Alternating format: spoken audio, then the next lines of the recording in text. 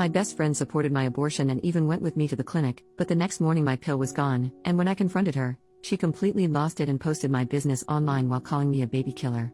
My 21F best friend Sarah, 20F, and I have been friends since she was a freshman and I was a sophomore at our college, about 2 years since I met her.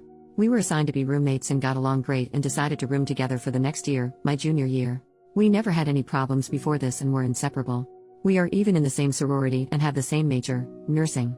A few weeks ago, I found out I was pregnant by my boyfriend Harold, 22M. We've been dating almost 2 years and he's a wonderful man. We both discussed what to do and decided that abortion was the best choice for both of us. I decided to have a medical abortion, and since Harold couldn't drive me to the clinic because he had a final, Sarah agreed to go with me. Sarah was originally very supportive and held my hand as I took the first pill in the office. She was in the room when the doctor explained that I should take the second pill after 24 hours and that I would have to do it at home. Harold came over after his final and kept me company and spent the night. After a night of cramping and bleeding, I woke up yesterday morning to find that the second pill was missing from its pack. I put the pill on my nightstand so that I wouldn't lose it. The pack was still there, but the pill was missing. Sarah is the only one with access to my room. We have separate rooms but share everything else. I asked Harold if he had messed with the pill, and he said no. Why would he, if he doesn't want this child any more than I do? So that left Sarah as a suspect, so I waited until she woke up to ask her about it. That's when she flipped the heck out. She started screaming at me how I was a baby unaliver and that she hopes I bleed out from the abortion. Then she told me that she had a dream that my child would grow up to cure Ebola. I could not make this up, and that she threw away my pill to protect my child, as well as the extra birth control packs I had gotten from the school nurse to last over the summer. She took photos and uploaded them to Facebook with the caption, "OP is a baby killing WHRE who can't keep her legs shut." Luckily, all of her friends and our sorority sisters instantly defended me and told her how crazy she was. Reddit, I'm stuck in the same room as her for all of our summer classes, which will last until July. We are in the same sorority, we'll have to see each other twice a week until I graduate. Is there anything I can do legally?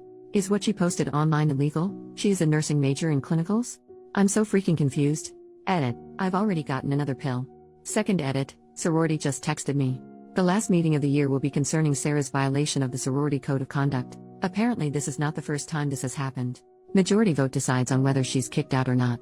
Update, 2 days later, I will try to make this as clear as possible, even though I'm typing it during a work break. Immediately after I posted on Reddit, a lot of you had the same advice to report her to the nursing board, Residence Life, the nursing department at our college, to the police, to the sorority, and to her parents. I decided to report her to all of the above while hiding at the sorority house. Early yesterday morning was when Sarah made her Facebook post about me, and it took only until after lunch for my sorority sisters to start texting me like crazy. This was not the first time that Sarah had shamed another sorority sister for having an abortion, and that particular woman, we will call her Emily, was one of the highest ranking members. Emily was the one who called the meeting to have Sarah kicked out for breach of the code of conduct, treat all your sisters kindly, support one another, no gossiping, etc. Meanwhile, Residence Life was busy trying to contact Sarah's parents after I showed them her Facebook rants. After the sorority contacted Sarah, she flipped out yet again on Facebook and started to rant about how she wanted to die. The RA on duty, also one of my good friends, had decided to go speak to her to see if they could help. At this point, it was clear to everyone that Sarah was not right in the head, because she was screaming at her through the door crack. Sarah refused to answer the door, so the RA decided to escalate it higher and no one saw Sarah until the sorority meeting. At the meeting, everything seemed to be okay. Sarah was the last person to arrive and she just took her seat and acted normal. It was eerie to see her gush over everyone only hours after she pulled her stunt. Only about half of the sorority was present, but the president decided to proceed regardless. It only took 2 minutes for us to vote unanimously to kick her out. Emily sat next to me the whole time. To put it mildly, Sarah did not take this well. She turned bright red, spit on the ground in front of Emily and me, and ran out of the room screaming. We called campus police on her as she left. After the meeting, Sarah returned to our dorm room. The Reese Life administrator tried to speak to her, but she refused to answer the door for over 20 minutes. They had to call the police to kick down the door because she was holding the handle on the inside so they couldn't unlock the door. The police showed up, kicked down the door, and found the dorm destroyed. All the furniture had been smashed, or scratched if it was too heavy, the carpets were covered in food from the refrigerator, and she had painted random swear words on the wall in what looks like blood, but she had no scratches on her, so who knows where the blood came from. They found photos of Harold covered in lipstick in her purse. This wasn't like a kiss mark from lipstick, but more like she used the lipstick to entirely cover Harold's face like a crayon. She resisted the police trying to peacefully convince her to accompany them to the hospital. Sarah was taken to the hospital and charged. I'm not sure what the exact charges were, but I am aware that it includes unlawful possession of prescription medication because they found my pills in her purse and they had my name on the labels. She is still in a hospital today undergoing a psych evaluation. The hospital, Sarah and I were both interns working for the hospital that operates the pregnancy clinic. I reported her to HR for theft, harassment, and privacy violations along with giving them screenshots from Facebook. As of this morning, Sarah did not turn up for work, so she was terminated for no call, no show.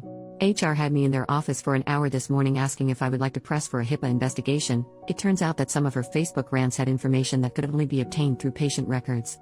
I have no idea what information it was since it was the HR lady who found it. I said yes, because there's no way it would hurt for Sarah to be investigated. HR also notified the nursing board and the nursing department at my college independently of my reports. So I think that's pretty much everything.